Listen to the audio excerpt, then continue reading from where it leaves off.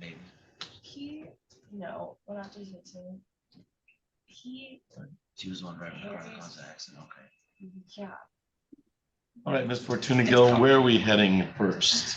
Your Honor, we're ready on Blazin. Ladies.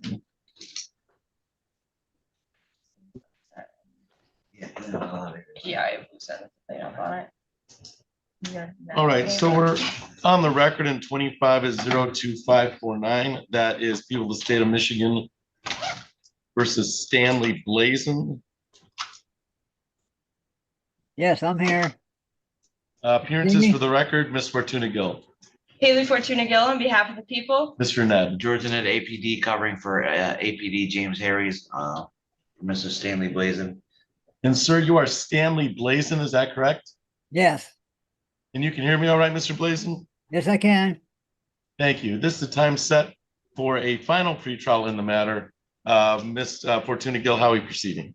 Your Honor, at this time, the people have received some additional discovery from defense counsel. The people need a bit of time to go over that discovery. We would ask that this be left set for jury trial with the intention for negotiations to continue and hopefully it be resolved before that date. All right, that's a fair statement, Mr. Ned. We're going to set this for jury trial today with negotiations to continue. Yes, Your Honor. If there's anything to indicate that jury trial will not run, we will inform the court. All right, we'll set for jury trial on. I have 11, 18, or 12, 2. Let's make it 12-2 just in case. That would be lovely, Your Yeah. Honor. Make it December 2nd, 2025 at 8. December 2nd. All right, so we've set this for jury trial on December 2nd at 8 o'clock. That'll be post the Thanksgiving holiday. Anything else for the record in 25-02549, Ms. Fortuna Gill? Not for the people. Mr. Ned. No, Your Honor. Mr. Blazin, your attorney is going to call you sometime this week, okay? Okay. All right, that'll be live in person on the 6th floor, unless I hear differently from the parties, December 2nd at 8 o'clock, right, sir? Mr. Blazin, all right? Okay. All right, thank you. You're all set.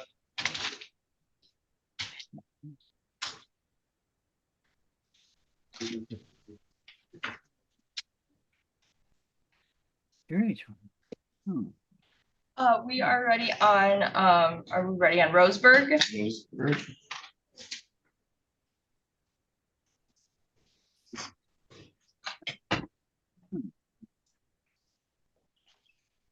All right, so we're on the record in docket 25-02270 and 25-02838. That is this people of the state of Michigan versus James Roseburg. Appearances for the record, Ms. Fortuna Gill. Haley Fortuna Gill on behalf of the people. Mr. Annette. George Ned, APD, on behalf of my client, you're seated to my right. And sir, you are James Roseburg, is that correct? All right, thank you. This is the time set for a final pretrial on both of these files. Ms. Fortuna Gill, how we proceed? Your Honor, on the file that ends in 70, the people do not have the necessary witnesses present at this time to proceed. I do anticipate a motion from defense counsel on that file. As far as the file ending in 38, the people do wish that that file be set for jury trial at this time, of course, with negotiations to continue. Okay, people move to dismiss without prejudice. Filed 25-02270. As they do not have was the complaining victim subpoenaed? Yeah, yes, Your Or Honor. the witnesses? Yes, Your Honor, my apologies. The complaining witness was subpoenaed in this case, and my office has been unable to make contact. All right, I'll grant the motion to dismiss without prejudice. Mr. Ned, you can make a motion. Motion to dismiss without prejudice, Your Honor, based on the circumstances defense has just stated on the record today.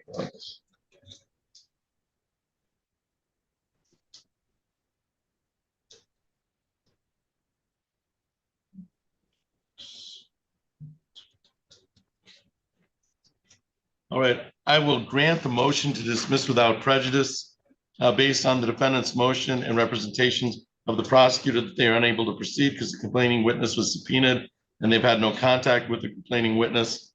I have a nollie pros on James Arthur Roberg for 25-02270. I will sign this, which this means, Mr. Roseberg, is that people could reissue if they choose to, but for our purposes today, the case is dismissed. I have a no contact order, so you should probably keep this with you, but the next 3 or 4 hours, because it takes some time to purge from the system. All right, so that's on file 25-02270. And you're gonna get a copy from my court officer. And then it's my understanding on 25-02838, we're gonna set for jury trial with negotiations to continue. Is that correct? It's a final pretrial Okay, today. so Yes, Your Honor. All right, jury trial date, November 18th at 8. November 18th at 8 o'clock. All right, we've set file 25-02838 for November 18th at 8 o'clock. Anything else for the record in docket 25-02838, Ms. Fortuna Gill? Not for the people. Mr. Net? so, Your Honor. All right, Mr. Roseberg, we'll see you on November 18th. You'll get notice from my court officer.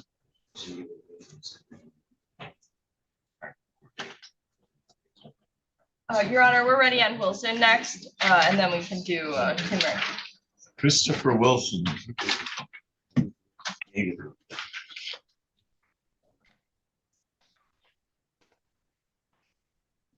Right, so we're on the record in docket 25-00429. That is people of the state of Michigan versus Christopher Wilson. Appearances for the record, Ms. Fortuna Gill. Haley Fortuna Gill on behalf of the people. Mr. Net. Representative APD on behalf of my client, who is here present today, walked all the way from Mason yesterday. All right, sir, you are Christopher Wilson, is that correct? I am. All right, thank you. This is the time set for a final pretrial in the matter. Ms. Fortuna Gill, how are we proceeding? Your Honor, at this time, the people do not have the necessary witnesses to proceed on this case. They were subpoenaed by my office. I do anticipate a motion from defense counsel. Mr. Annette. Which is the dismiss, Your Honor, based on the circumstances placed on the record today. So they were subpoenaed and unable, or you've had no successful contact? That is correct, Your Honor.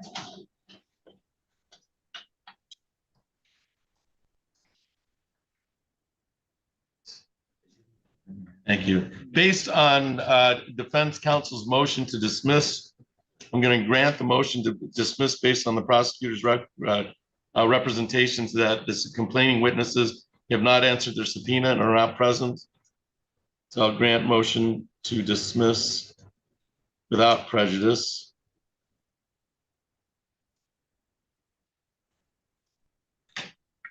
So Mr. Wilson, I'm in possession of the order of acquittal or nollie pros on 25-00429.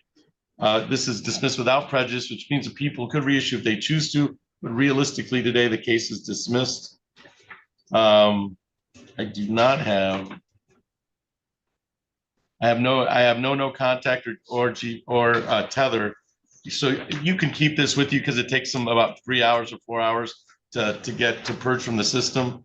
But you should be all set. The case is dismissed, and my court officer will provide you with a copy if you want one. Anything else for the record in 25-00429, Ms. Fortuna Gill? Not for the people. Mr. Annette? Thank you. All right, Mr. Wilson, if you want a copy, you can get one from my court officer. Thank you for your appearance today. We're ready on Timrick next. Yeah. So should we call Timrick and Thompson together? Or you let me know because it's the same motion. Okay, I just don't have that on my docket.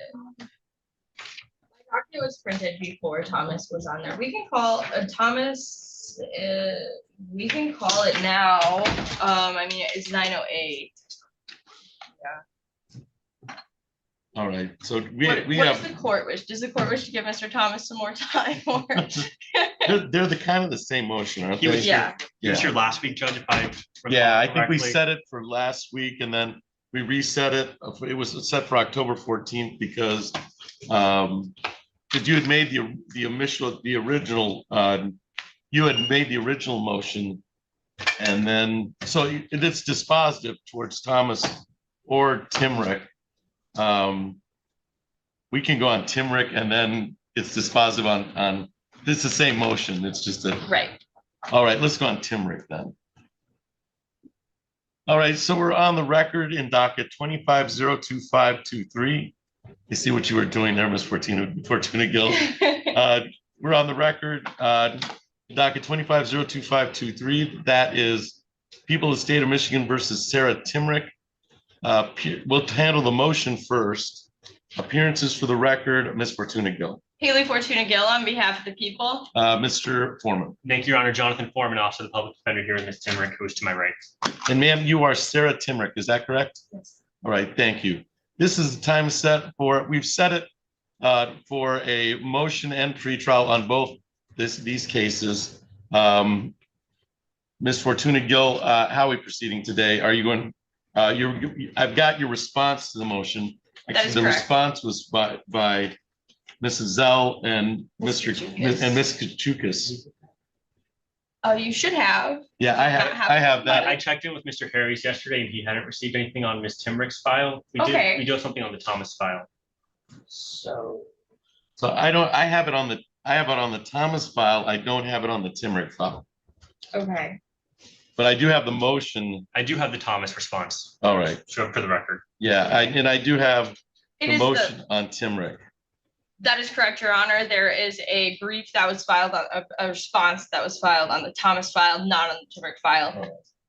Perfect. We're on the same, Alright. we're on the So same page. everybody's We're on the same page. All right.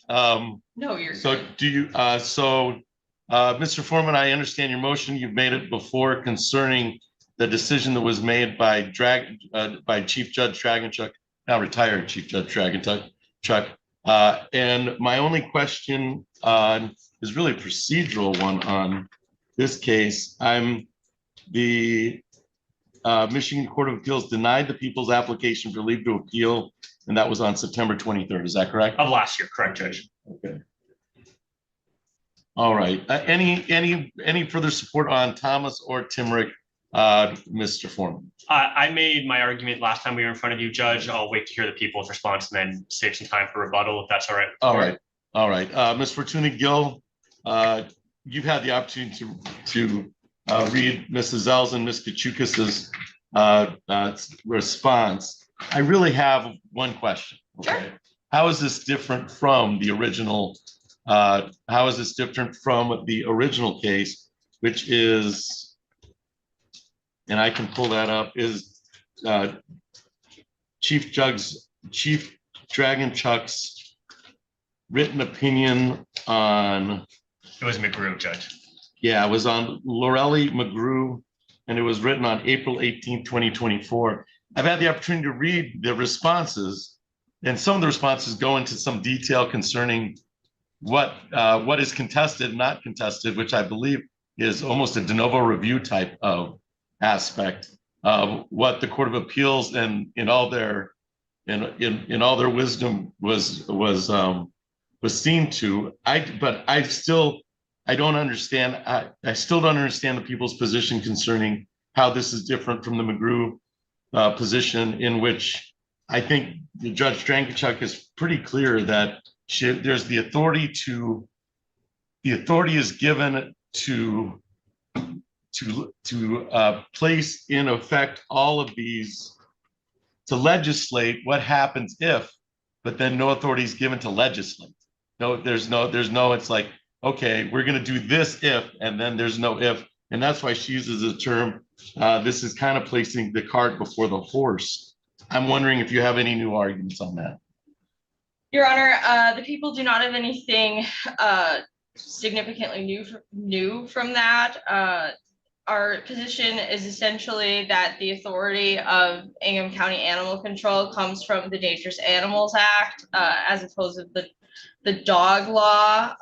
The dog law being a much less factor for the vicious habits ordinance than the dog bite ordinance, which is what is tackled in McGrew.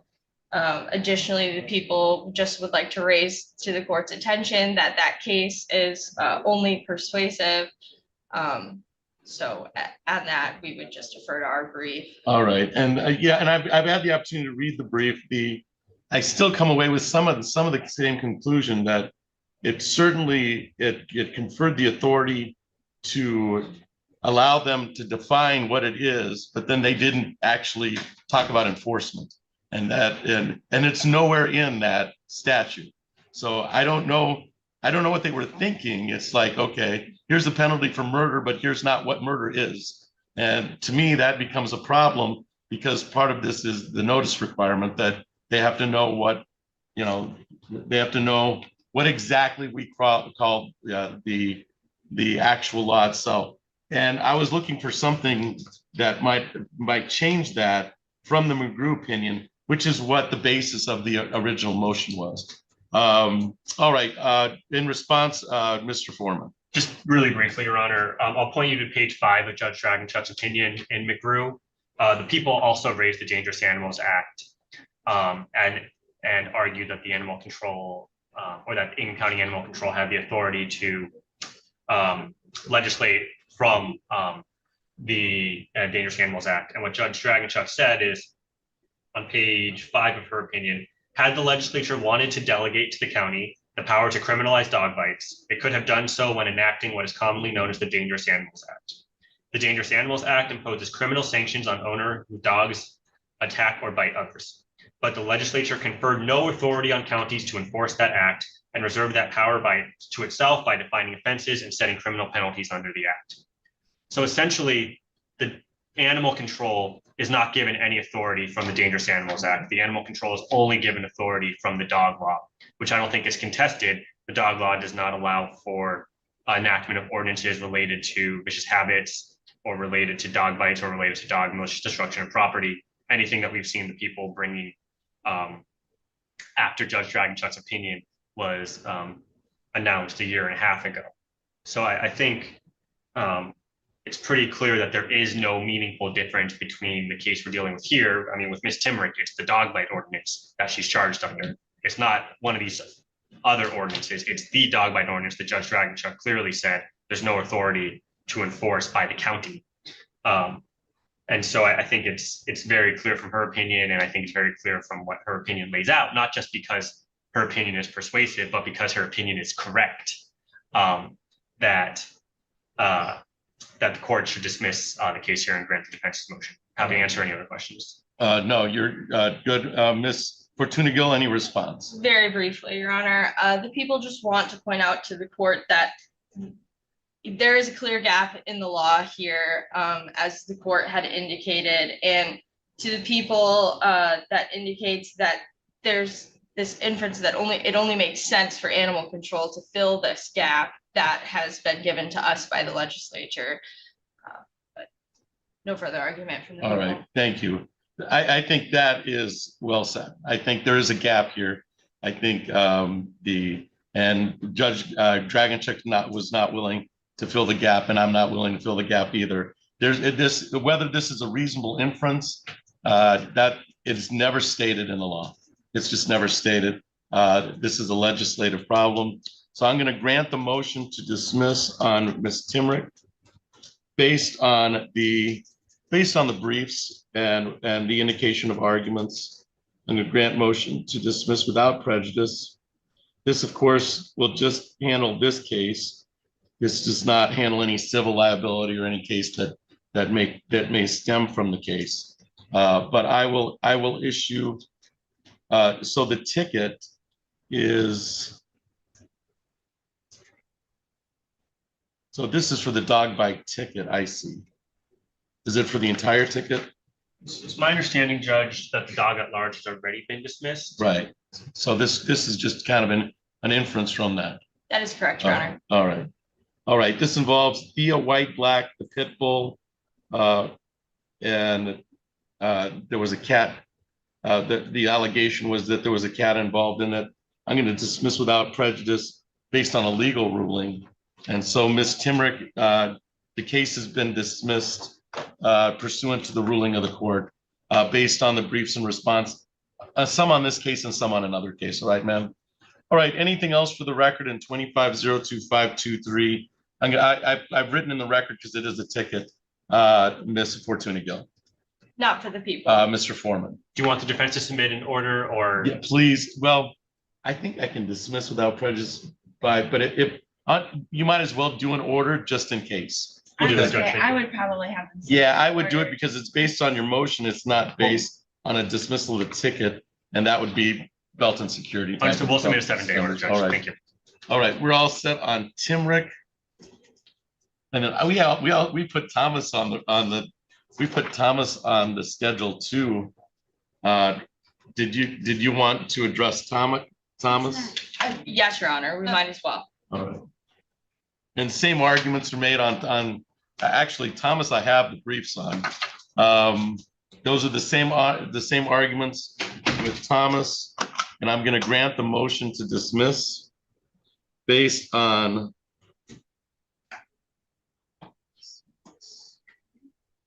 without prejudice, based on the rulings of the prior case and arguments made, and then briefs were submitted. And I believe this is on a ticket also concerning the dog at large was already dismissed. So this is the vicious habits. And Mr. Foreman, if you'll follow it up with an order just in case, Absolutely, Judge. we'll grant the motion to dismiss without prejudice. Anything else for the record on 25-02241, Ms. Fortuna Gill? Not for the people. Mr. Foreman? Not for the defense. You Thank you, should be Judge. all set. Thank you for your appearance today. Thank you.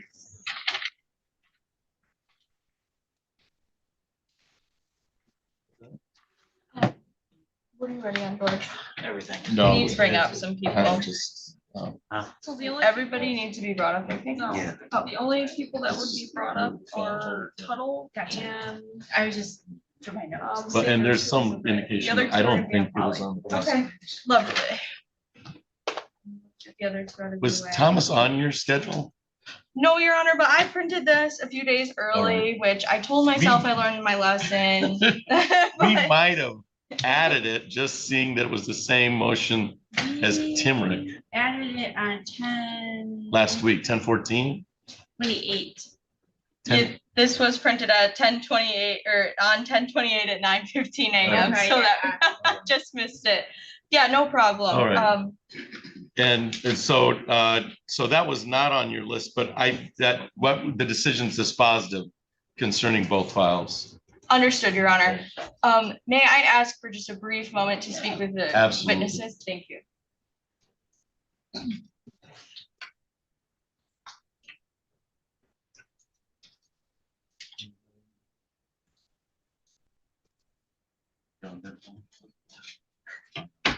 So.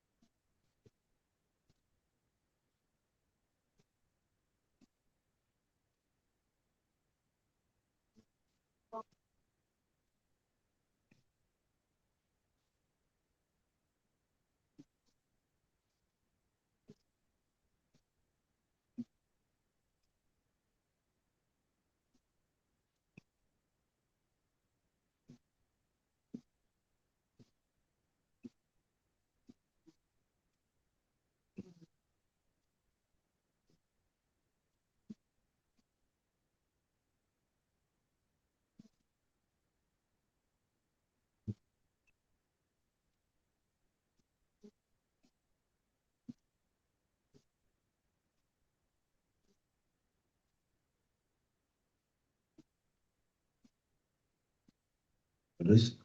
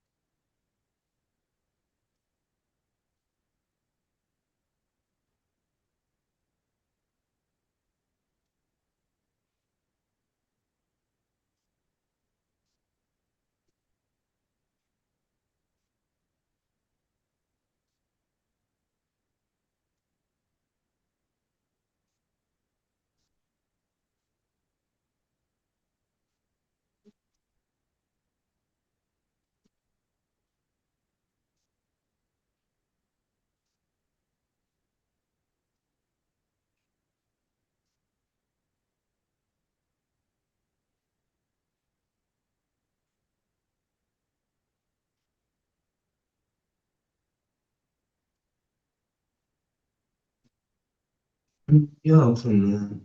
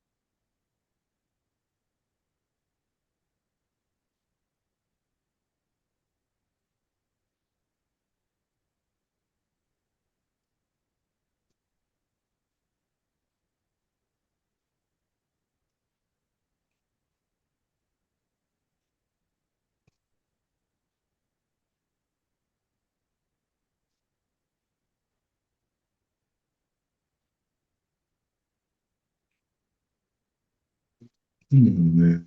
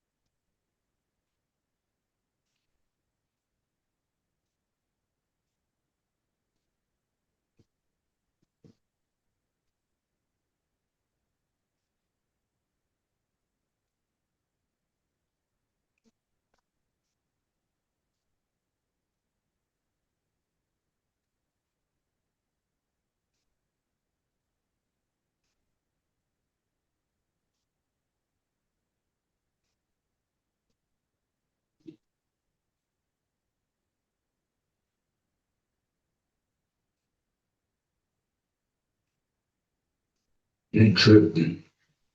I'm about to go back.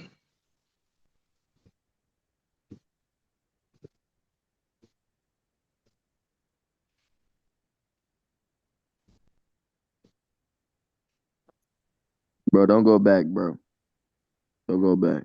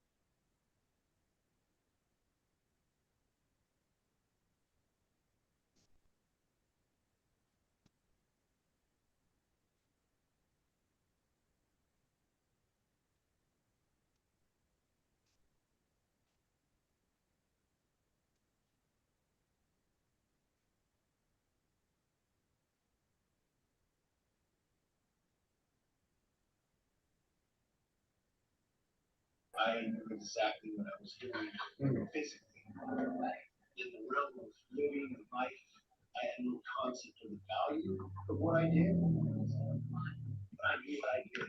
There's no mistaking that. I live it every day. I know what I did.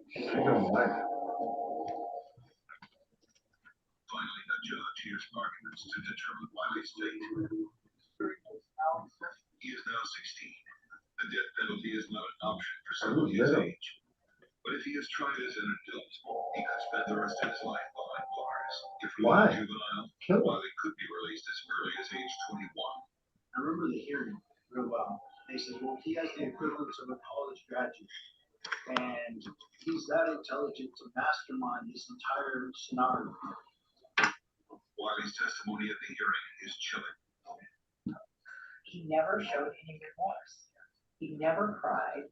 He was so matter of fact about what he had done. Your Honor, there are no further findings that indicate he is unfit. And they all said I was completely sane and that I knew everything I did when I did that crime. My ruling is that Mr. Wiley is competent to stand trial, and due to the nature of the crime, will be tried as an adult. But before the case can be brought to trial, Wiley makes an abrupt and puzzling decision. The city is prepared to offer. He accepts an offer from the district attorney and pleads to the maximum sentence, life terms for the murders, plus 20 years for the arson. The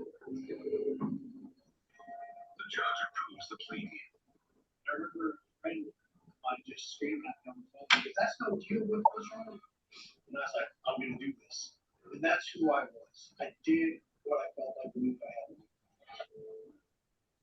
By pleading, Wiley avoids the publicity of a trial. Plea bargain in this case didn't really do anything for him, but they recommended that he take. Ma'am, on you're listed as Revo View A67L. What's your name? Elizabeth Moreno. Okay. Ms. Moreno, there's some noise coming back in the courtroom. Can hear you, so you should mute yourself. Oh, you want me to mute myself? Yeah, because we can't hear in the courtroom. Oh, gotcha. Unless you want to continue that. Okay, we are ready while we wait for Sanders, Moore's on Polycom. Do you have chances? Do you need to speak with him? Frank? We're ready on Moore, yes. All right. All right, Mr. Moore, we'll call your case. So we're on the record in docket 2500936. That is People of the State of Michigan versus Frank Moore. Appearances for the record, Ms. Fortuna Gill. Haley Fortuna Gill on behalf of the people. Mr. Net. Georgia Net APD on behalf of my client, Mr. Moore, the opinion via Zoom Polycom. And sir, you are Frank Moore, is that correct?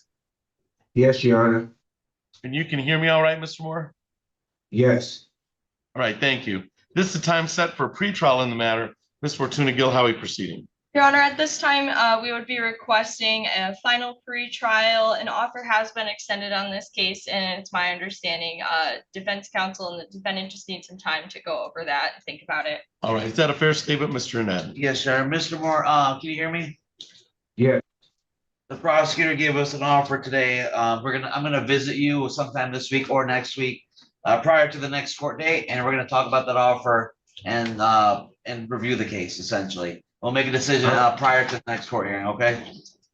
All right, we'll set for final pretrial on November 18th at 8:30. November 18th at 8:30. All right, this is set for final pretrial November 18th at 8:30. Anything else for the record in 2500936, Ms. Fortuna Gill? Not for the people. Mr. Annette? Yes, sir. Can you give him a bond so you get some jail credits? He's on a 510%. Okay, still. Yeah, I'll be here. I'll be here anyway because I'm for FOC 45 days. He wants to make sure you're collecting time on. I'm just trying to get some jail credits, Mr. Moore. So you can collect time. So. All right. What's He got, I think, child support holding him up. Yeah. He's still on 510%, but I don't want him bonded on this case.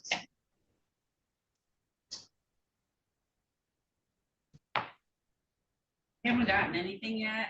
Okay, You can write no EER, but you know how that goes. 510%. Bond is set. Set. No early release.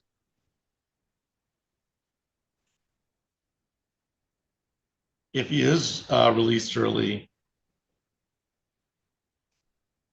you may get I'll be credit. here.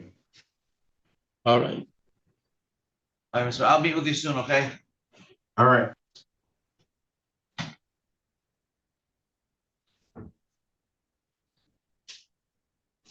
All right. All right, so we've set it for November 18th at 8:30. Thank you, everybody, for your appearance. You're all set, Mr. Moore. All right, thank you. Are we I'm ready on assuming- Hillborn?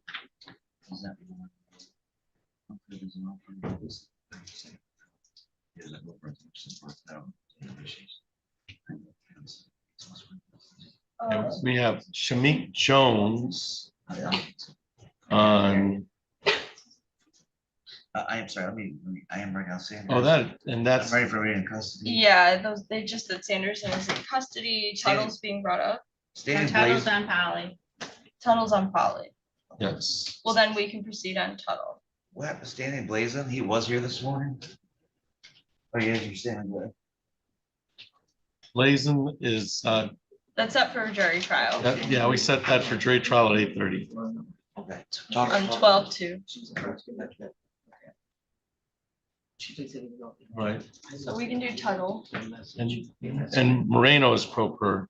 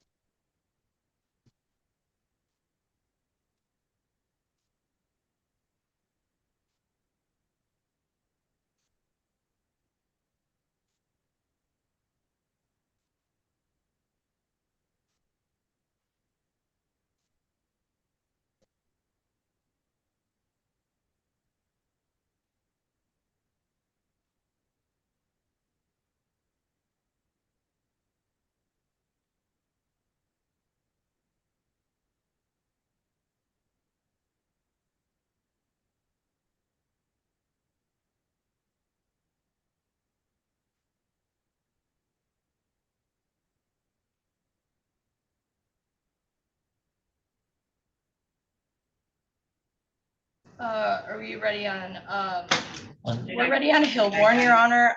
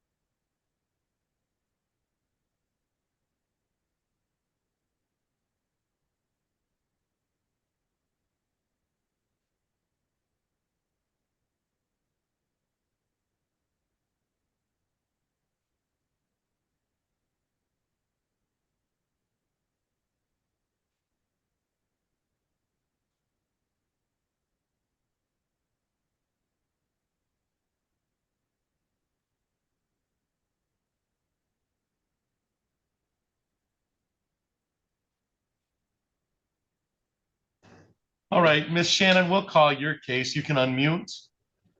Tajon Shannon, you can unmute.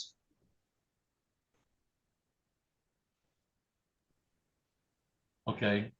So we're on the record in docket 2503-237.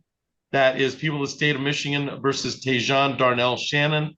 Appearances for the record, Miss Fortuna Gill. Haley Fortuna Gill on behalf of the people. Mr. Anand. George Annette, APD, covering for James Harris, APD, appearing for Mr. Shannon, who's appearing via Zoom today. And sir, you are Tajon Shannon, is that correct?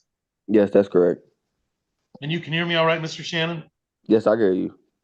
This is the time set for a pretrial in the matter. Ms. Fortuna Gill, how are we proceeding? Your Honor, at this time, the people would be requesting a final pretrial.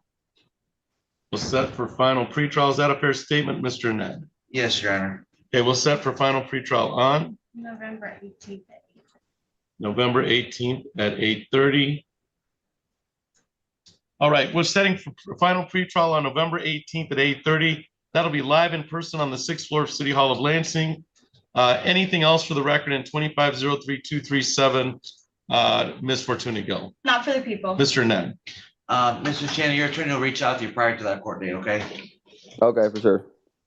All right, and you'll get notice sent to you at your last known address with the court for November 18th at 8:30. All right, sir? All right, Your Honor. All right, you're all set. Thank you for your appearance today. I don't see. I don't know what we can go on Miss Jones. Yep, we can go on Miss Jones, Your Honor. Miss Ford is here on Miss Jones. All right, so we're on the record in docket 0905-320. That is the City of Lansing versus, or People of the State of Michigan versus Shamik Jones. Appearances for the record, Miss Ford. Good morning, Your Honor. Evan Ford, P 80829, on behalf of Shamik Jones. Ms. Jones, please state your name for the record. Shamik Jones. All right, this is the time set for a motion to set aside conviction. Defendant to submit proof of service prior. I have applicant is represented by Christina Gergis. Are you covering for Ms. Gergis today, Ms. Jones? Yes, Your Honor, that is my supervisor. All right, and the Attorney General has filed a no objection on this matter, and I have the Ingham County prosecutor here. The Ingham County, so AG indicated that she is eligible to have her conviction set aside. It is a larceny 200 to 1,000. And it may enter an order granting the application after this court also determines that Shamik Jones post-conviction circumstances and behavior warrant setting aside the conviction that is consistent with the public welfare to grant Ms. Jones's privilege. Any objection to this file, Ms. Fortuna Gill? On behalf of the Ingham County prosecutor. Yeah. Haley Fortuna Gill on behalf of the Ingham County Prosecutor's Office. No objection, Your Honor. All right. So I have in the order to set aside the conviction that this comes from a 2009 conviction. The application has not been convicted of more than 3 felonies. There are not criminal charges pending. The applicant has not been convicted of any criminal offense. The following convictions, larceny 200 or more, but less than 1,000, are of the order to set aside. An opportunity has been given the Attorney General and prosecuting official to contest the application. Circumstance behavior of the applicant from the date of the applicant's conviction, the filing of the applicant weren't setting aside and is consistent with the public welfare. I'm going to check box 13 and box 15. The application is granted. Larceny 200 less. Any comment on the motion of Ms. Jones or Ms. Ford first? Well, Your Honor, I'd just like to say that Ms. Jones is currently employed with sustained quality peace, where she performs quality inspections. She's a mother of 3 children, ages 18, 25, and 29, and a grandmother of 7. Outside of work, Ms. Jones helps care for her grandchildren, and she also assists her sister with getting back and forth to different places. Ms. Jones is not proud of her record and knows she's messed up in the past, but she's worked hard to turn her life around. Her hope is that expunging her record will open her up to better job opportunities in the future, which will allow her to better care for herself and her family. All right, Ms. Jones, is there anything you'd like to say to the court before the court rules on the order on application to set aside conviction? No, Your Honor. All right. I think Ms. Ford has indicated your presence. I will sign the application to set aside the conviction based on the no objections from the Attorney General and the prosecutor. That is for today's date, November 4th, 2025. So Ms. Jones, you're all set. Your order on application has been granted pursuant to the request. Thank you for your appearance today, ma'am. You're all set. Thank you for the opportunity to clear it. All right. Thank you. Thank you, Your Honor. Thank you, Ms. Ford. All right, and then Ms. Moreno. I don't think, did we? Oh, we have Abu, Alamy, but we don't have Mr. Annette. Let's go on Ms. Moreno. that sounds great, Your Honor. Whatever's ready to go. All right. So we're on the record in docket 170202. And Ms. Moreno, you can unmute. You're still muted? Still muted, ma'am? Can you All hear right, me now? thank you. Okay. We can. Okay, we're on the record in 17022925. That is people of the state of Michigan versus Elizabeth Moreno. Appearances for the record, Ms. Fortuna Gill. Haley Fortuna Gill on behalf of the people. Ma'am, you are Elizabeth Moreno, is that correct? I am, Your Honor. All right. And this is you're in pro per, you're not represented by counsel today, is that correct? That's correct. Okay. There's a motion on application to set aside conviction set for November 4th at 10. Defendant is to submit proof of service prior to hearing. And the Attorney General indicates the following. Given the information currently in possession of the Attorney General, review of Moreno's application and criminal history report shows she may be eligible to have her conviction set aside under 780.621. That is an aggravated assault out of 2017. After this court holds a hearing, and if it agrees Elizabeth Moreno meets the statute's eligibility requirements, it may enter an order granting the application only after this court also determines that Elizabeth Moreno's post-conviction circumstances and behavior warrant setting aside the conviction, that it is consistent with the public welfare to grant Elizabeth Moreno this privilege. That is from the notice from the Attorney General. Also, the Hingham County prosecutor was notified of this hearing. Ms. Fortuna Gill, how are we proceeding today? Your Honor, the people would object to the motion to set aside this conviction. The people have been in contact with the victim on this case. She has reached out to our office several times, and I was able to have a conversation with her this morning. She had indicated that she's still very fearful of this defendant, that this defendant still harasses her throughout her daily life, including just last week at her employer. Therefore, the people would strongly object to this conviction being set aside. Additionally, it does appear that there is a pretty elaborate CCH, not with an assault, not necessarily assaultive, however, a lot of dishonest crimes on here as well. The people would like to bring that to the court's attention. That is from 2017. Previous to 2017. Previous to 2017, Your Honor. Is there any conviction as of 2017? I am not seeing anything on my end, Your Honor. All right. Ms. Moreno, there's been an objection to set aside the conviction. Response. Judge, that is so unfair, Judge. I am a respectable woman. I know I've made mistakes in the past.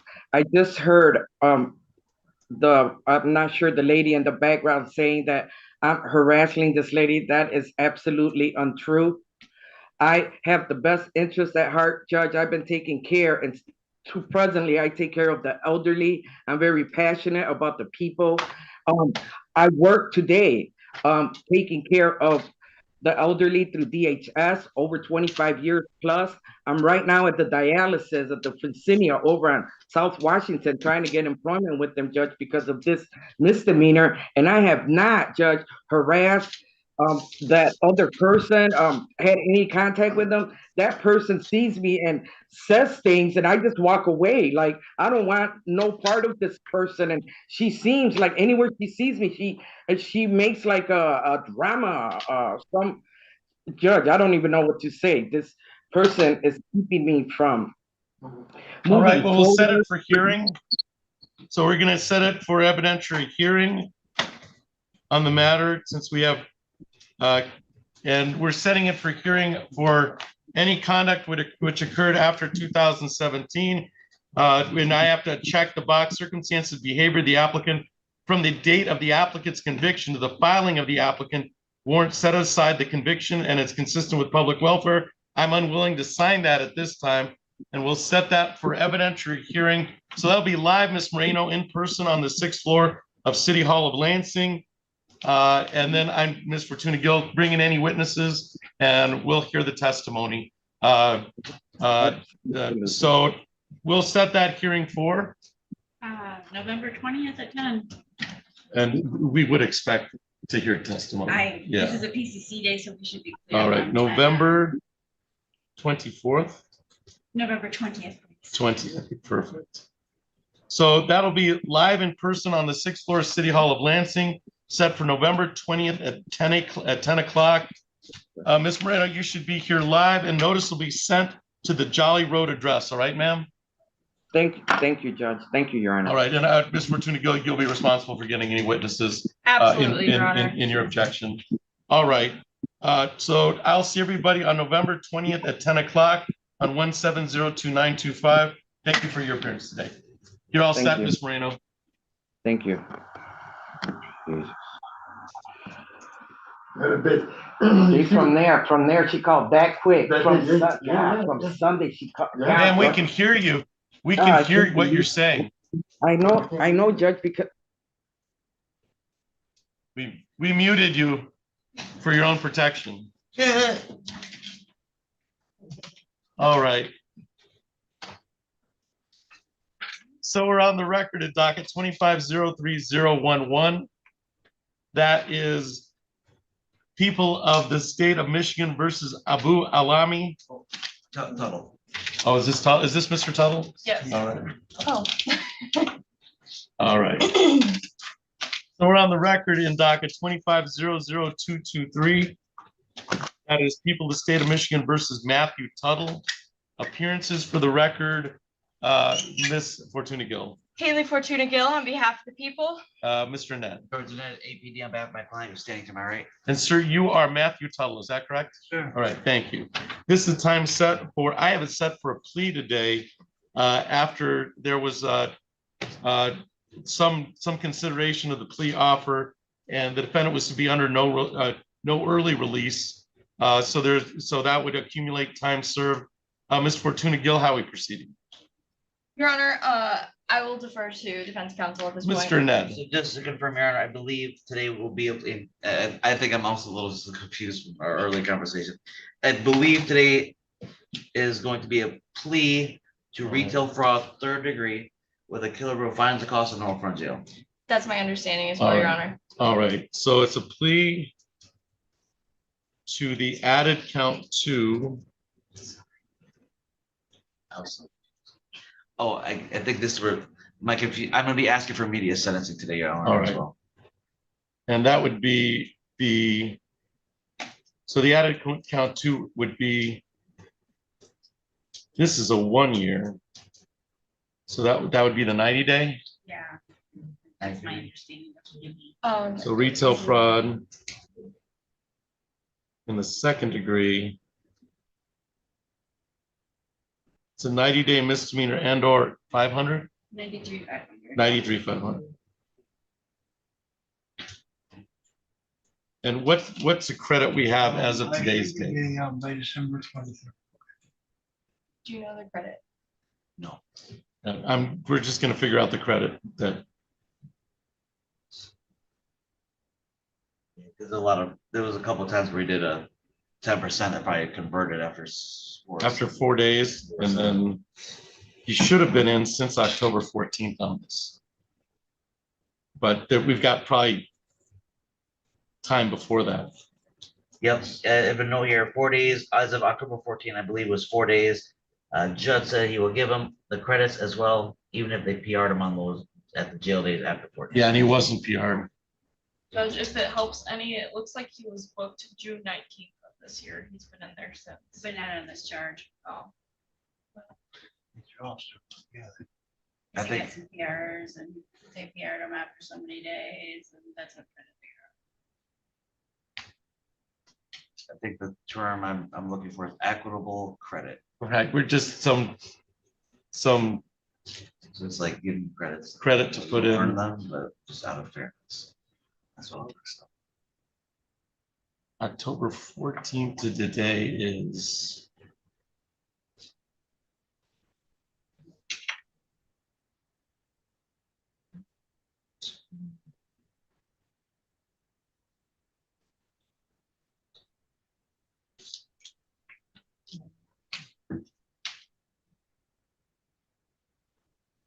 I show he has 25 days. Previous to October 14th. Including October 2014. Alright. Go back up a year. That means that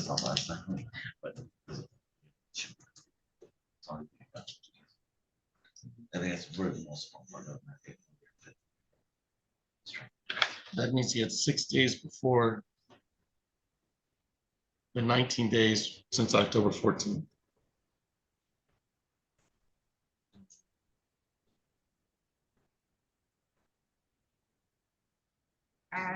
That doesn't sound right, but No, I show 4 days and then from 10/14 to now would be 21 days. it's 25 days. That's what at least from our conversation on October 14th, that's, yeah. Then he's being held on other files, or is this the only file? Yeah. This started before. He's being held on another file. I think he's serving a sentence that it'll be done sometime around December. All right. All right, so credits for 25 days previously served. There's a Killebrew agreement between the people and the state of Michigan, a no upfront jail. There's no restitution on this matter, so we'd go to immediate fines and costs. Any objection to the immediate fines and costs, Ms. Fortuna Gill? No, Your Honor. All right. All right, I'm gonna read you through your rights, Mr. Tuttle. These are your misdemeanor rights. And then these are the rights you'd be waiving in order to plead guilty today. You have the following trial rights, and we'll walk you through those rights. You have the right to be tried by a jury, to be presumed innocent until proven guilty, to have the prosecutor prove beyond reasonable doubt that you are guilty, to have witnesses against you appear at trial, to question any witnesses that are brought against you. You were represented today by Attorney Georges Annette. He would be present to cross-examine any witnesses or contest any charges brought against you by the people of the state of Michigan.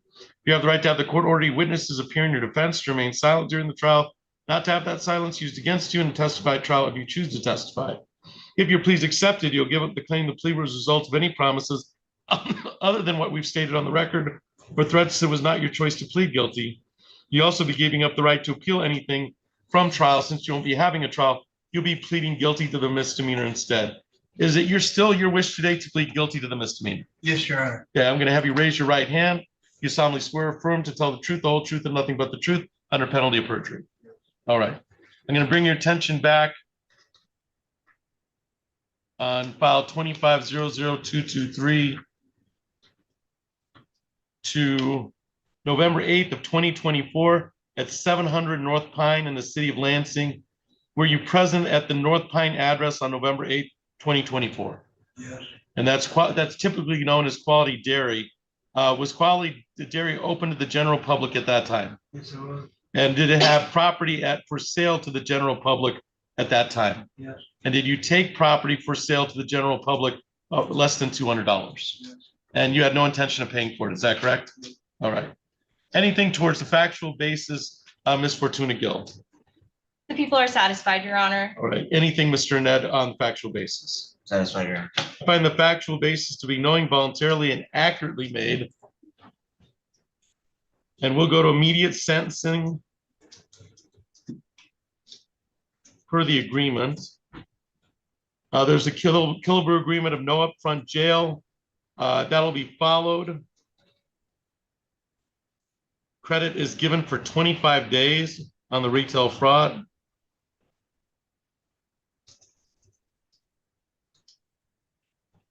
We'll do a crime victims, we'll do a fines and costs, fines of $100, cost of $100, crime victims' rights fee of $75, and a state minimum fee of $50, for a grand total of $325 to the city of Lansing. And I'm assuming, Mr. Aned, your client needs some time to make that payment to the city of Lansing. Yes, sir. I'd ask for 90 days. Yeah, I think if December's an out date, I think 90 days would be appropriate. So, so we have a 90-day out date.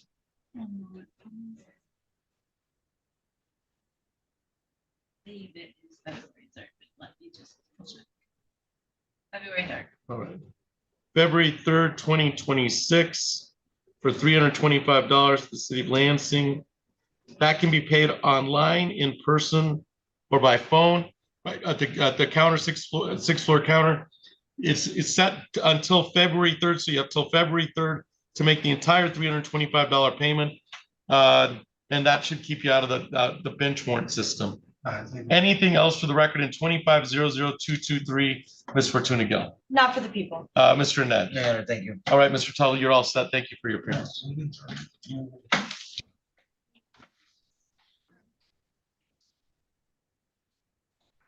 Is Alami, we're gonna get Alami? Yeah, I'm calling Okay. now. Just a smile. And that should be our last matter for the morning.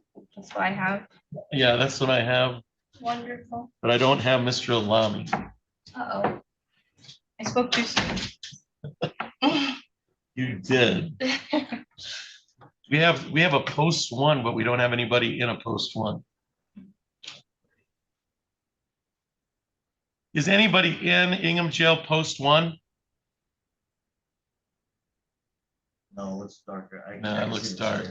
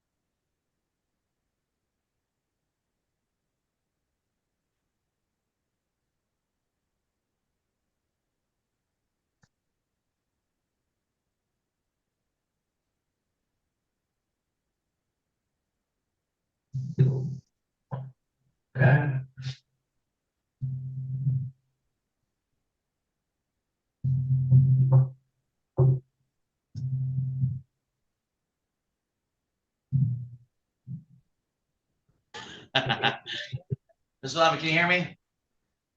Yeah, I can hear you. Yeah, yes, sir. All right. are you still in custody on that felony file? Or sorry, hold on. What is holding on? Is it this only? It's this, or no, I think he's got something in circuit. Oh, you're being held to the circuit court, right? Yes, sir. Okay, okay, okay. So, remember when I saw you in court last time with me and Mr. Austin? Yeah, Okay, yes, sir. so all we're doing today, we're leaving this up for final pretrial. And I'm gonna either talk to you the day, prior, I'm likely gonna talk to you prior to the pretrial, the final pretrial about this case, okay? So there's nothing we need to talk about today. We're just leaving it up for final pretrial and I'll reach out to you prior to that date. If you have any questions, I can meet with you in a breakout room. Do you wanna talk or are you good? So it's like nothing really going on this time. I gotta wait till the next one. I'm gonna meet with you. Give me a second. In open court. I'm trying to say what's. That's okay. He was quoting. And this is like, why don't you just let them work?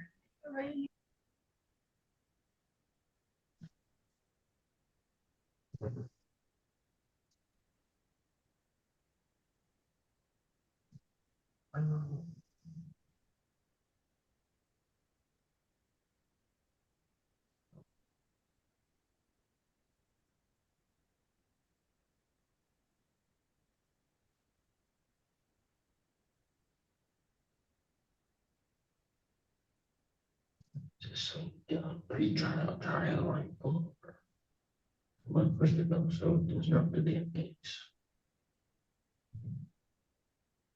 This egg is just.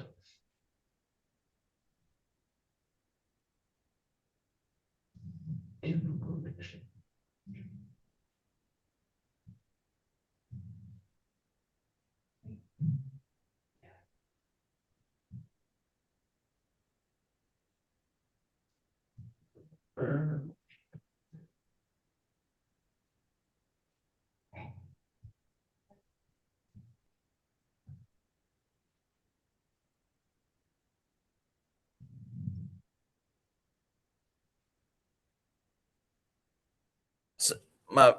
Here we go.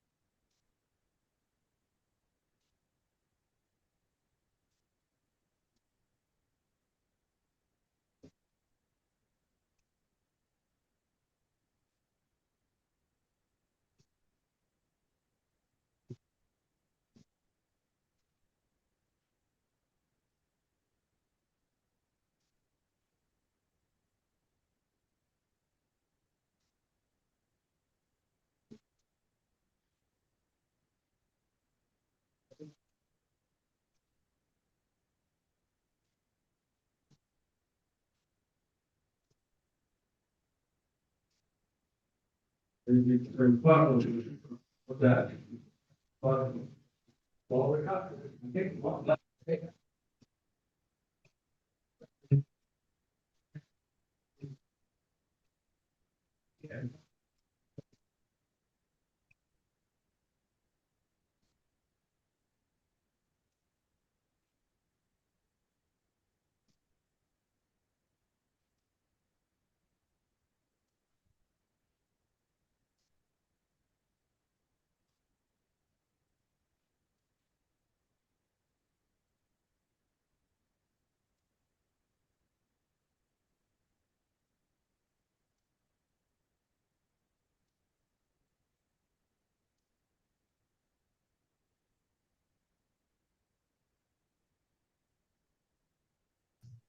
with you, George.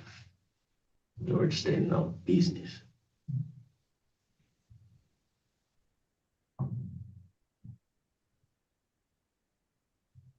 Standing on business.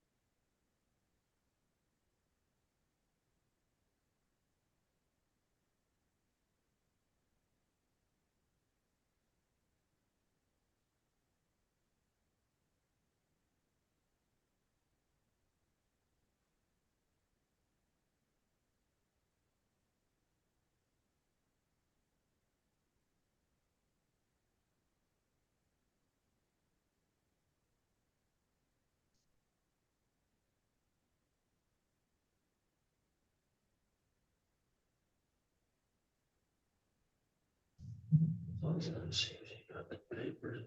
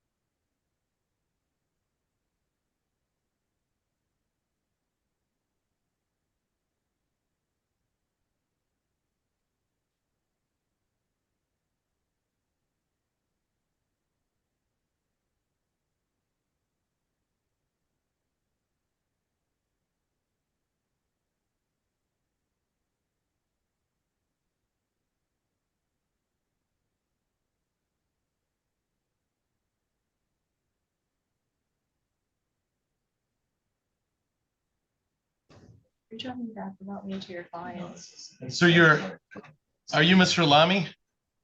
Yes, sir. Yes, sir. All right. All right, so we're on the record in docket 25-03011. That is People of the State of Michigan versus Abu Alami.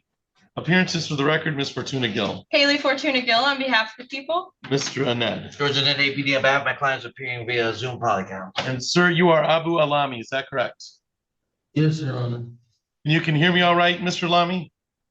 Yes, sir. All right, thank you. This is the time set for pretrial in the matter. Ms. Fortuna Gill, how are we proceeding? Your Honor, at this time, we would be requesting a final pretrial. Is that a fair statement, Mr. Anand? Yes, Your Honor. Set for final pretrial on November 18th at 8:30. November 18th at 8:30. All right, Mr. Lamy, that'll be live on the 6th floor of City Hall of Lansing. We've set it for November 18th at 8:30. Anything else for the record in 25-03011, Ms. Fortuna Gill? Not for the people. Mr. Ned? Can we give him a bond if he doesn't have one? He's got, well, let's see. Oh, PR. He's got a 4,010%. They PR'd him yesterday. And then I denied bond on October 17th. So let's set bond at, I think the only thing holding up right now is a circuit court matter. You said 4,010%. Was that with the original felony file? the original was 4,010% on this file. Okay.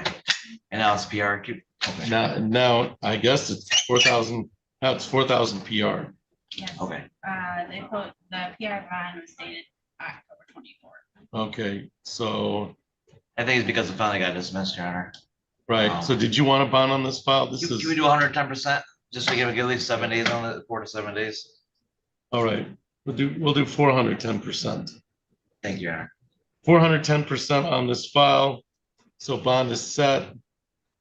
And Mr. Abbott, what that means is you're gonna at least get 4 to 7 days of jail credits while you're already in there for another matter. Thank you. All right, that's on an RNO and an MDOB.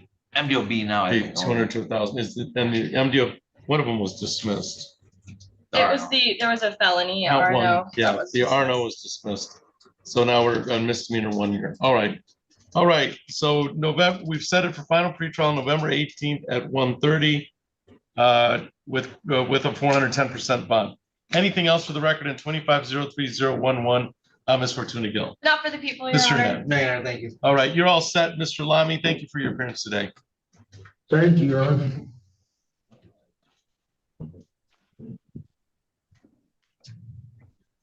And that is our morning. That is our morning. And PFA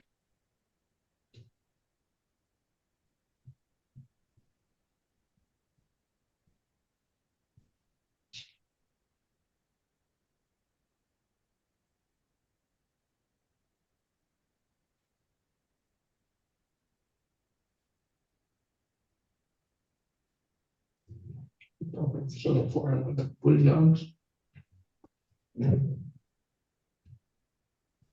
A veces los Williams, seguimos de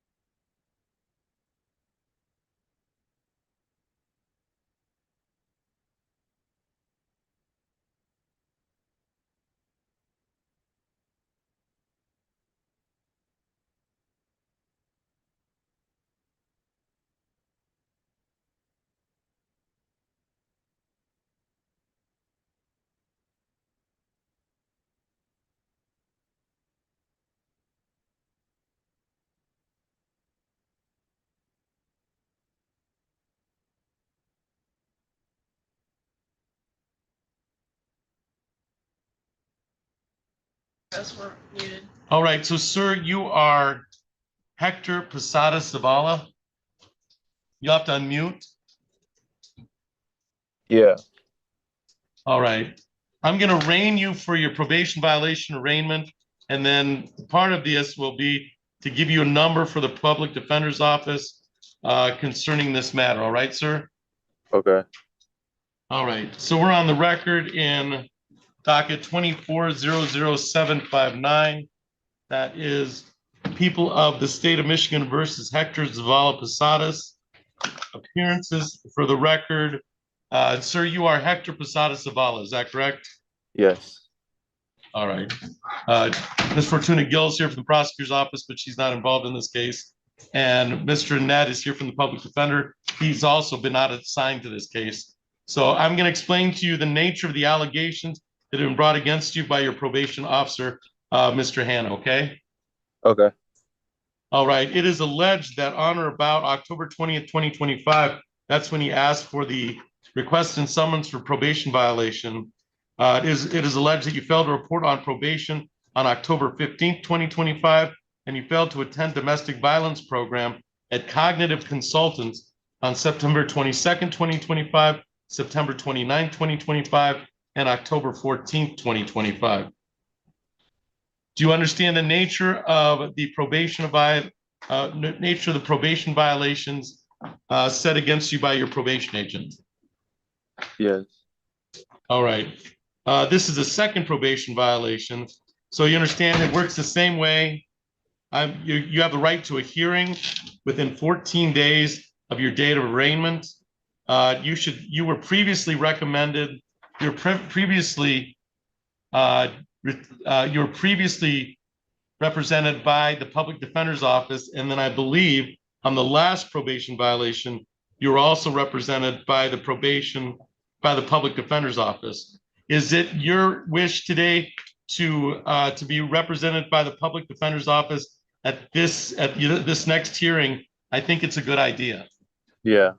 Yeah. All right. All right. So I'm going to set that hearing. And it's set for probation violation hearing on, and we'll probably need testimony. Or at least start it. The 18th at 1:30. Okay, November 18th at 1:30. All right, and then you can take down this public defender number. So this is the number you should contact in order to make reapplication to the public defender's office for representation purposes at this hearing. That number is 517-679-2979. That's 517-679-2979. Do you have that number, Mr. Posada? It's 517-679-2979. Yes, and they will appoint one of the public defenders assigned to this courtroom, but you should have it to enter the public to make application for the public defender's office on this second probation violation. All right, sir? Okay. All right. So I'll see you on November 18th at 1:30. You should be all set. Okay. Thank you. Thank you.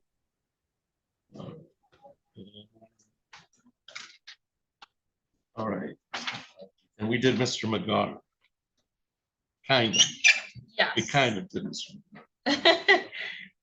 So I believe we have 3 matters. Do we have Henderson here Yes, he's in the hallway with with Mr. Ned? Yeah. How about, is Mr. Tabor Tabor? here? We are. All right.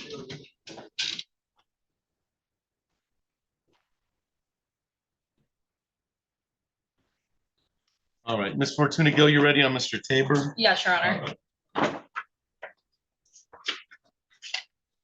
right, so we're on the record in dockets 24-01373. That is people of the state of Michigan versus Jeffrey Tabor. Appearances for the record, Ms. Fortuna Gill. Haley Fortuna Gill on behalf of the people. Is Mr. English? It is, Your Honor. Good afternoon, Mr. Justin English on behalf of Jeffrey Tabor, who is here to my right. And sir, you are Jeffrey Allen Tabor, is that correct? Yes, All sir. right, thank you. This is the time set for a sentencing today. Ms. Fortuna Gill, I don't have any further restitution that I can see. Is there any further restitution on this case? I don't have any restitution. I also have no restitution, All Your right. Honor. Mr. English, have you had the opportunity to go through the pre-sentence report with your client? I have, Your Honor. We have no additions, corrections, or deletions. Thank you.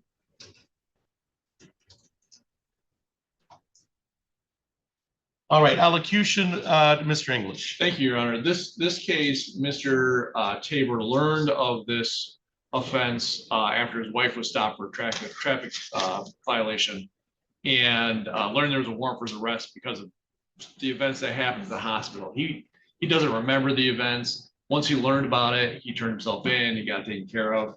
He never once tried to defend and say something to the effect that this is the thing that the nurse or the healthcare person should have been used to experiencing or dealing with. He just took responsibility. He did the no contest plea based on his lack of memory, and he learned from it. He's willing to move forward from it. He has a history of alcohol abuse, and he's been dealing with that and addressing that. And that's why he was in the hospital in the first place. But his wife is here. They've been married for 30 years, actually today. She's here in support of him. They have 3 adult children spread out kind of throughout the country. He has 1 child down in Alabama. He does want to ask the court for permission to go and visit that child in Alabama. He was hoping to see them over Thanksgiving, and wanted to make sure he can still do that if possible. But he's complied with what the court has asked him to do. Once he learned of his that it was going to be a bond condition that he can't drink at all, he stopped drinking even light beer. I think that's mentioned in the report. So I just asked the court to consider that. He's employed full time. He has no real criminal history other than I think there's a driving offense, string and driving offense from before down in Alabama. Other than that, he has no assault history or other criminal history. All right, thank you. Thank you, Your Honor. Ms. Fortuna Gill, is there anything you'd like to say to the court before I turn my attention to Mr. Tabor? The people request that the court follow the recommendation, Your Honor. Thank you. Mr. Tabor, is there anything you'd like to say to the court before the court passes sentence? He covered it pretty well. I'll just say, I horribly regret what happened. Sorry. I just wish the best for Ms. Boland. All right. I've never met her. I wouldn't know if she walked up to me, but I've read enough, and I hope she's. I wish her the best. All right. Thank you. I'm going to follow the recommendation. This is a 8-month probation, and it's to keep you clean. Okay, but you've got the rest of your life for that. Okay, you know it's not a one-day thing. Okay, I'm not concerned about Mr. Tabor while he's on probation to me, because I'm going to put you in a place. I could put you in a place where you're not supposed to have access to alcohol. Now, I think we know better than that, but that's the way it's supposed to be. Sure. But I'm not concerned about Mr. Tabor over the next 8 months. I'm concerned about Mr. Tabor for the next 5 years, where you have to make good decisions based on, the foundation we laid, and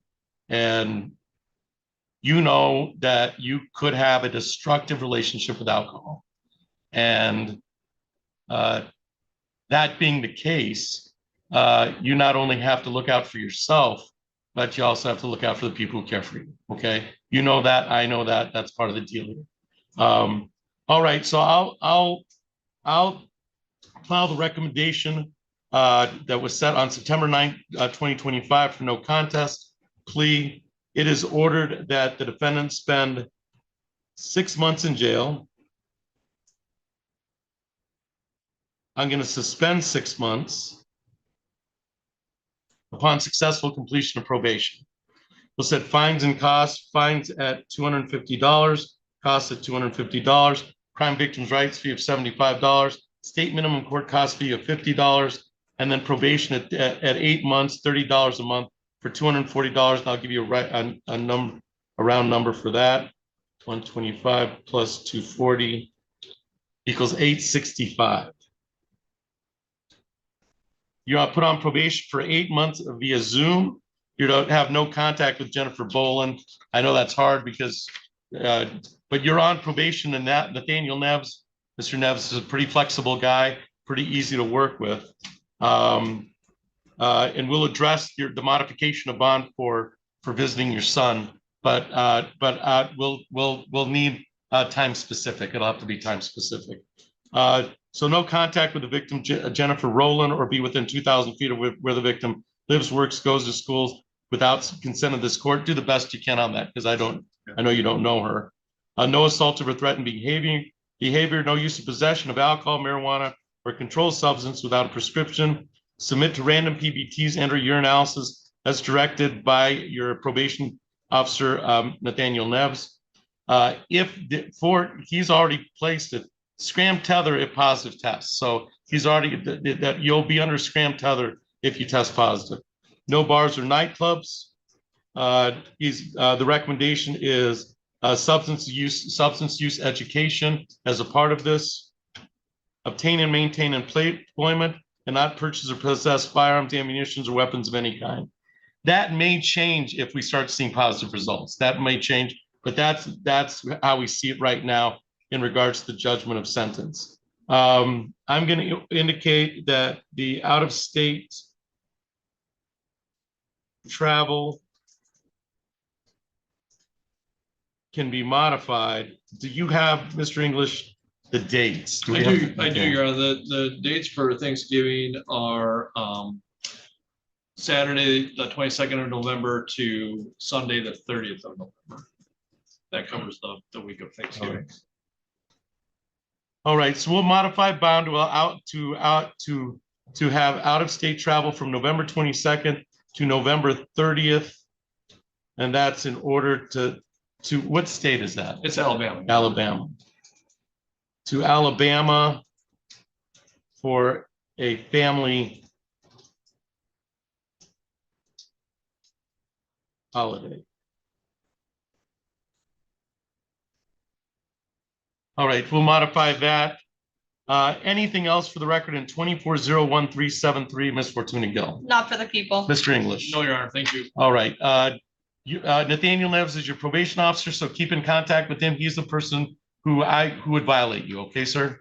All right, you should be all set. Mr. Tabor, good luck to you. Thank you, Your Honor. Thank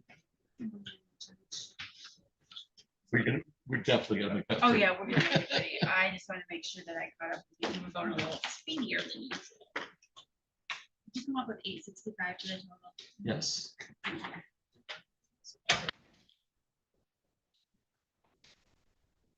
I was typing slow. We're ready on Henderson, Your Honor.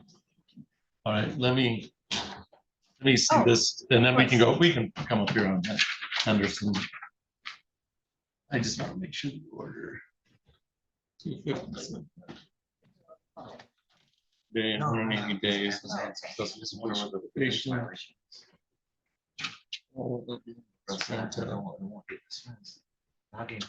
Unless they have to be.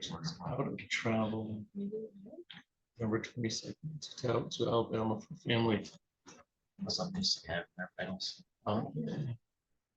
Sure. All right. You sent it to me, but it's not in the packet. Right, that's all I have. Yeah.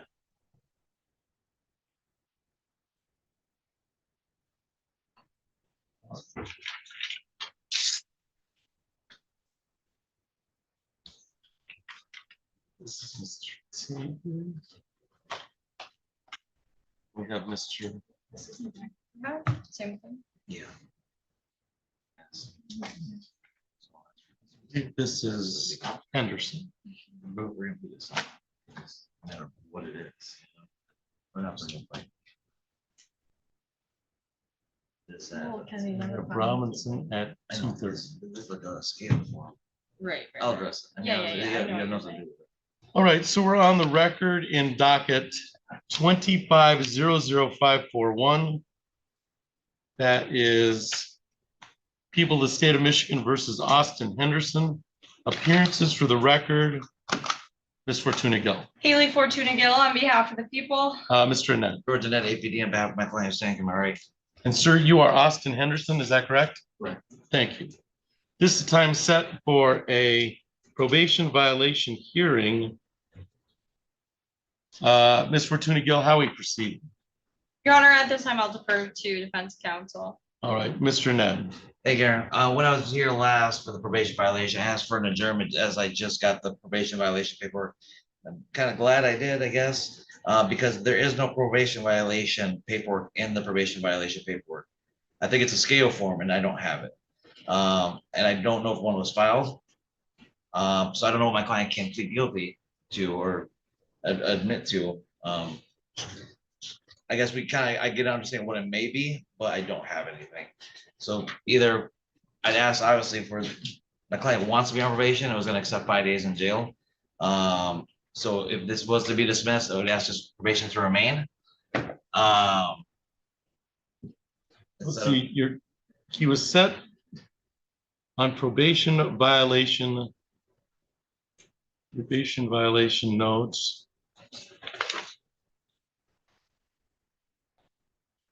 The June 10th was the plea offer was made.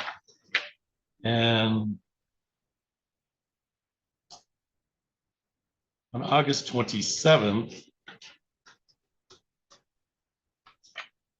it looks like, and this was on October 14th, that we just issued a bench warrant for failed to be with the agent. A hearing was set. I'm assuming he was arraigned on that date, and on October 14th, hearing was set on October 28th. And then we granted the adjournment on October 28th to this date, November 4th at 1:30. And so the allegations of the probation violation arraignment, your client, are you indicating you've never gotten a discovery request for the probation violation arraignment? So I have defendant failed to appear on August 19th and August 26th. is that can we see that form? Because I got what the prosecutor sent me, and we both don't have it. And I have.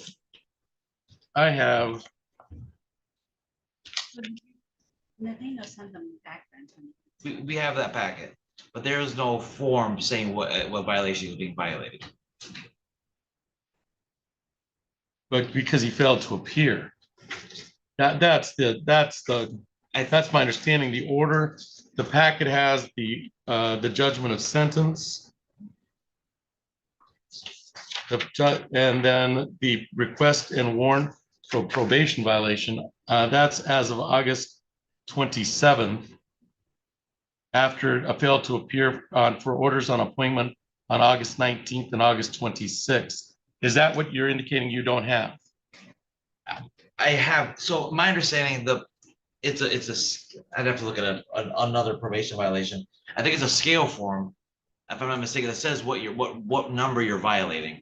The form you're talking about is the order of probation. I don't think he could, with a fail to appear, there's no. Wait, that might be it. May I approach her? Ms. Slaviak, you can give this to the defense counsel. And I don't know if they will make copies for both. You don't have it. That is correct. We do not have that form. Neither of us. All right, let's make copies for both of them. Just that. Yeah, we have just about everything else. All right. In that case, I need 30 seconds of my client. Or I can grant an adjournment. I don't think it's necessary. But the final, there was also failed to appear for May 27th. And a bond was set.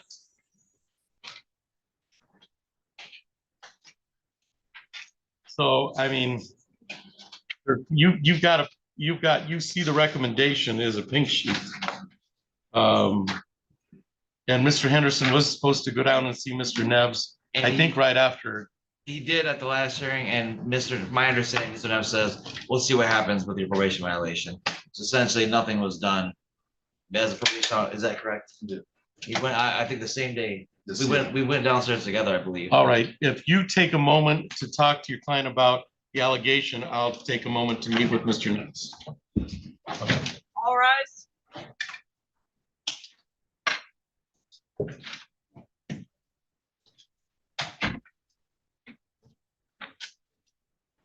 You can be seated. Thank you.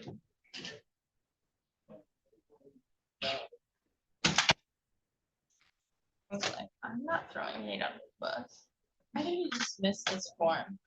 He hates when people call him Nate. Oh, he So does? He just likes Nathaniel. Why? Okay, well, that's fair. Just so you know. No, I appreciate that. I'd hate to do that to his face. I should have just let you go. No, Megan, you shouldn't have. Just a mess of it. Yeah, now I can just do it behind his back. My buddy. My brother's name is Christopher and my mom.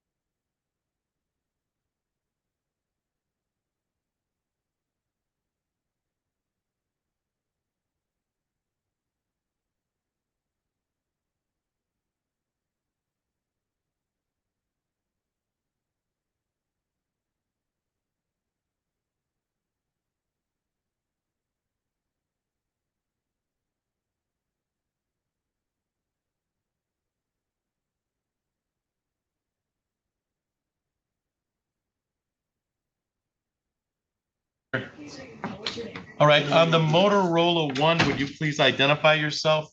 You'll have to unmute. On the Motorola One cell phone.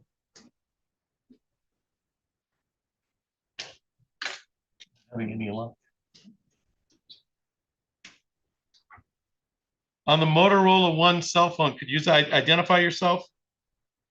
Taisha Vickers, Taisha Vickers? correct, All right. You're here for your 2:30, ma'am? correct. All right, stand by. I'll call your case in just a second. Thank you.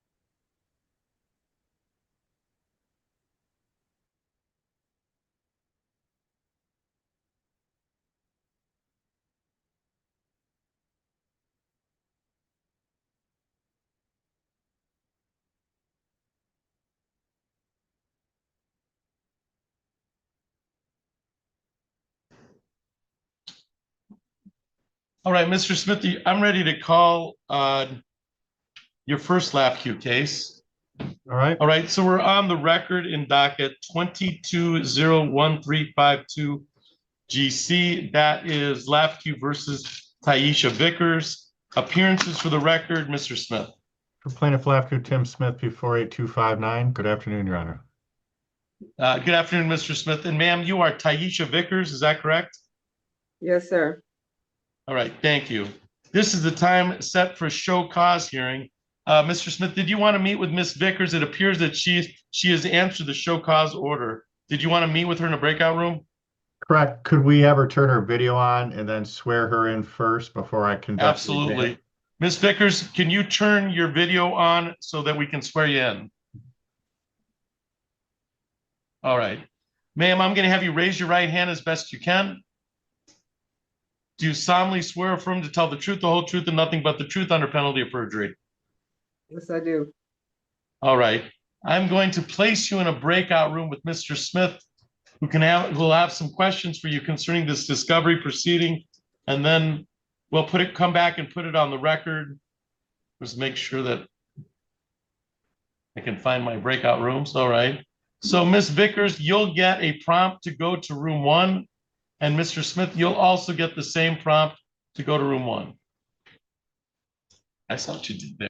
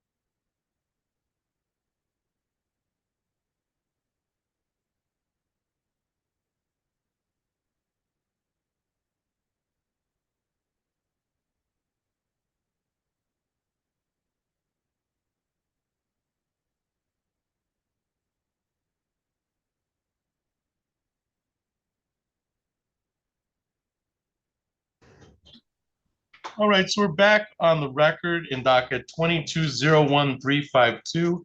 And Mr. Smith, have you had the opportunity to speak with Ms. Vickers in a breakout room? We did have a nice conversation, Your Honor. There are some documents, though, that are responsive to the court subpoena. They relate to an employment relationship, a banking relationship, and registration to a vehicle, as well as a recent tax filing. I'm going to get in writing to Ms. Vickers, reminding her what needs to be pulled together and where to send copies of those documents. She had asked for 45 days. She's got a lot going on right now in her life, and asked for at least 45 days to pull everything together and get it to me. If we could get a control date at least 45 days out, that would give her, I think, ample time to pull the documents together. All right, so we'll get a control date maybe after the Christmas holidays. That's fine. Does that work for you, Ms. Vickers? It works, thank you. You bet. Okay.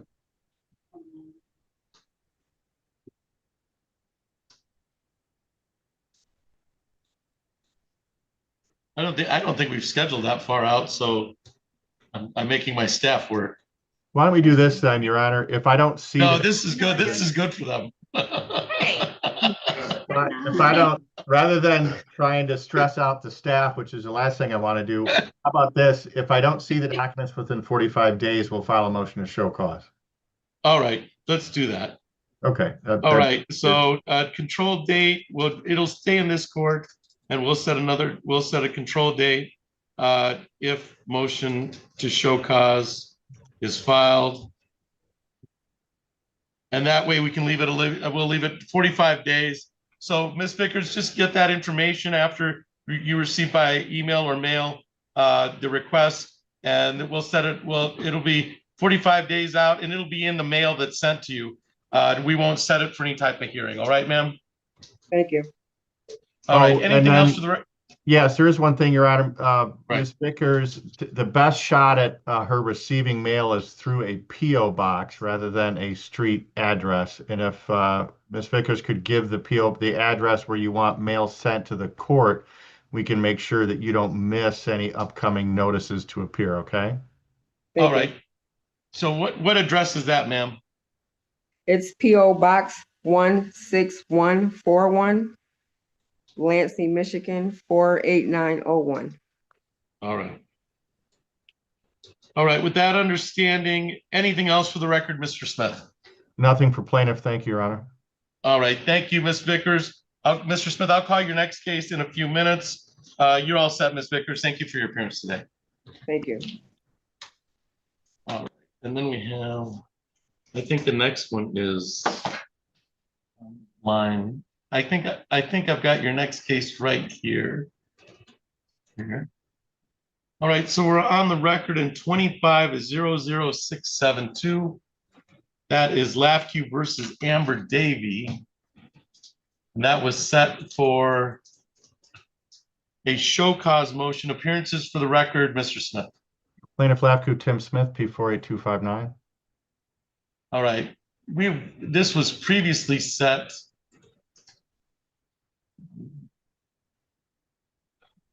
This was previously set on August 26th. We've set it for show cause for today's date. It was set for 2:30. It is now 3:02. I do not see Amber Davy in the Zoom courtroom or the physical courtroom, and nobody's answered by that name in the hallway. It would appear that D1 has failed to appear for the show cause hearing. I will indicate for the record that that the show cause hearing was set after the non-appearance for Amber Davy on August 26th. Mr. Smith, how would you like to proceed? In light of defense failure to appear today for the second time, we'd like to request a bench warrant. I think we have no choice at this point. For bond consideration purposes, the balance remaining on the judgment, $3,641.30. All right, so the civil bench warrant is granted in the amount of $500 cash surety. And you'll file that up with an order, Mr. Smith? Correct. We'll prepare the warrant, submit it to the clerk. All right. Anything else for the record in 25-00672, Mr. Smith? Nothing for plaintiff, Your Honor. All right, thank you. If you, I'll call your case next, Mr. Dukes, since you're here. So, but let me make some notes on that, and I'm gonna call Mr. Duke's case next. You can come up here and sit down.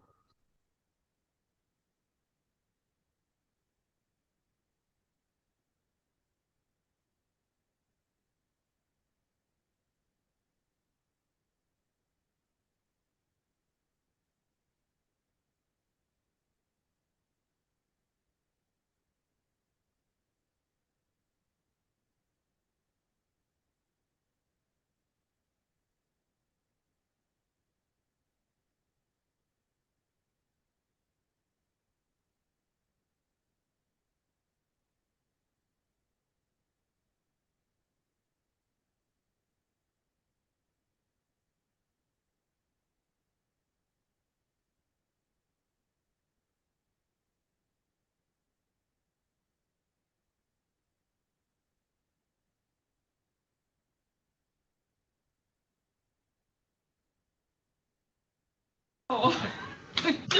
All right, so let's call Mr. Dukes is using the facility, so let's call 47484. And then once Mr. Dukes gets back, and so I have on 1704748. Wrote that. Did you write that? No, that's not my writing at all. That looks like one of the clerks downstairs. All right. So I have a discovery on 1704748. That's Lafque versus Amanda Horn. And I have a note from Civil saying that they don't have proof of service for the subpoena proof of service for the subpoena has been filed. Oh, no proofs of service for the subpoena has been filed as of October 29, 2025. I don't know what that means, Mr. Smith. What was the last name of that particular defendant? It's Amanda Horn. No proof of service for the subpoena has been filed. I think they're for the notice is what they meant, but they indicated for the subpoena. Horn? Horne.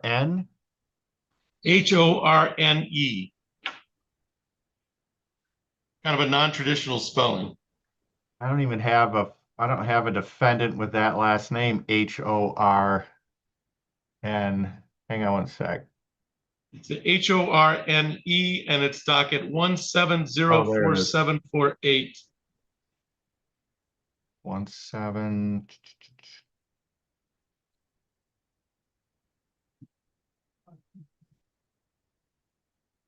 There it is. Let's look and see if I've got service. Did not get service, Your Honor. All right. So without service on the case, Mr. Smith, how did you want to proceed? First, let me get you on 1704748 GC, Lafque versus Amanda Horn. Appearances for the record, Mr. Smith. For plaintiff Lafque, Tim Smith, P48259. All right. This is the time set for a discovery hearing. It appears that we don't have proper service of Ms. Horn, who's not here today. Mr. Smith, how did you want to proceed? Do you want to, in order to perfect service, how did you want to proceed? We're going to have to do some digging to get a good address on this particular defendant. We'll work with our court officer and then resubmit the subpoena for discovery examination. All right. So, did you want to adjourn this out, or do you want to? Because I know what they'll say is we don't have a dismissal on it, so maybe we should just adjourn it out. Yeah, hear from you. Can you give us 30 days? Yeah, we can give you or more, depending. So we'll adjourn a control date to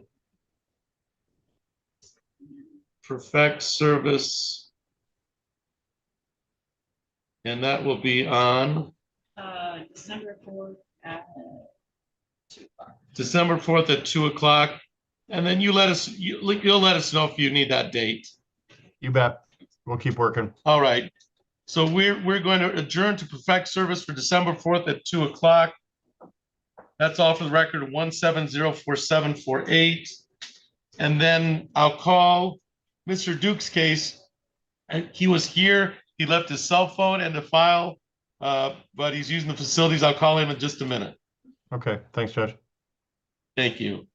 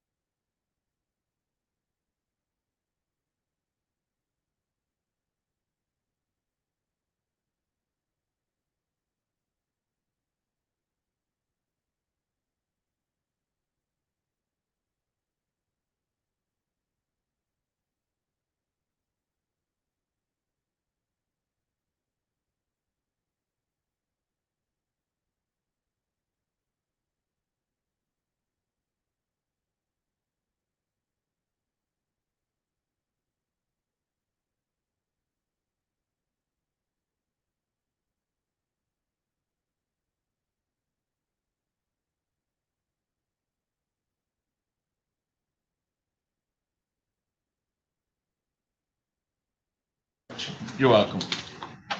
All right, Mr. Smith, we're ready to call the case of 2402255. That is Lafview versus Emmanuel Dukes. Appearances for the record, Mr. Smith. For plaintiff Lafview, Tim Smith, P 48259.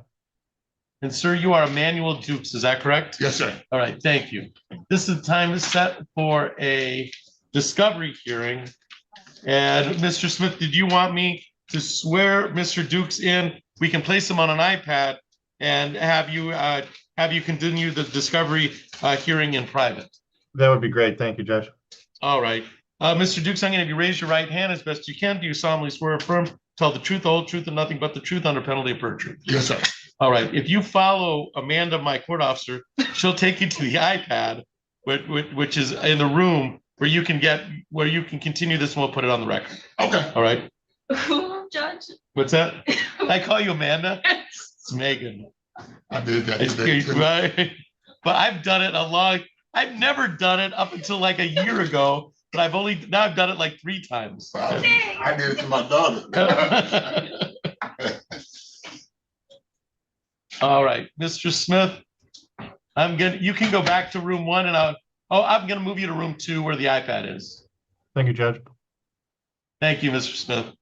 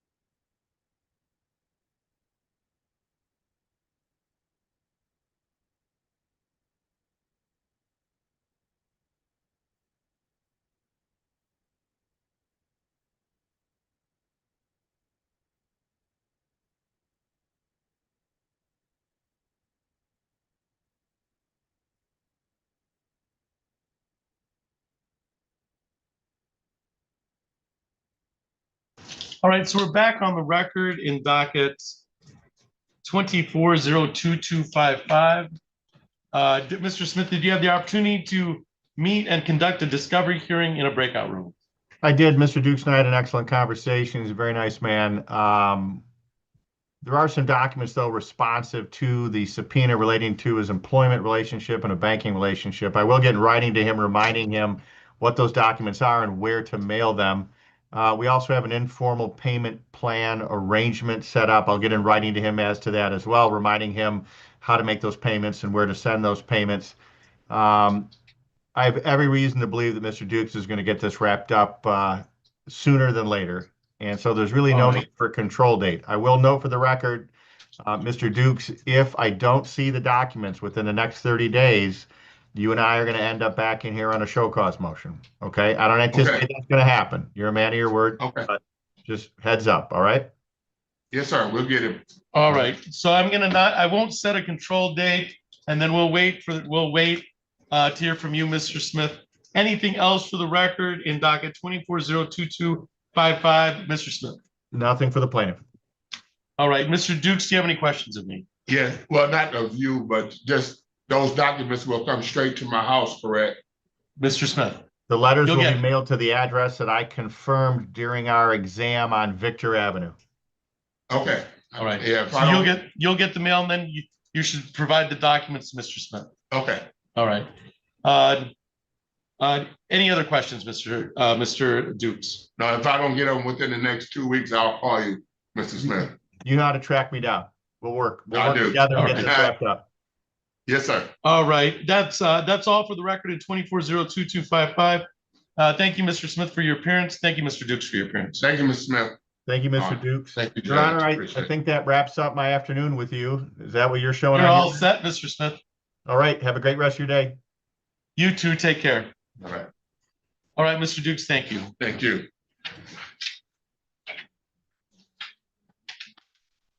I voted for you, by the way. What's that? I voted for you, by the way. Did you? Good. You guys gonna vote today too? Yeah. Yeah, I have not. Well, I did a week ago because I did the early balloting. Oh, this is good, good. So The numbers is low so far, so. are they? That's we get for the off election November 4th vote, but I think it's good. It's ironic during the shutdown too. Yes. All right, God bless you all. You too.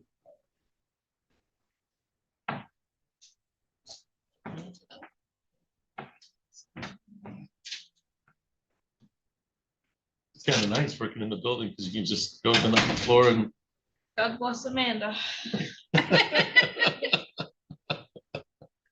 Gonna need that's what I always say, you know. Gonna need it. Wow, Amanda. I don't know, that Amanda's pretty sassy. I don't know. No, that's Megan. You should be glad he hasn't come up with a third name and get pretty crowded. I don't know, but you know, this for the last 2 Mondays we've worked, and this almost seems like a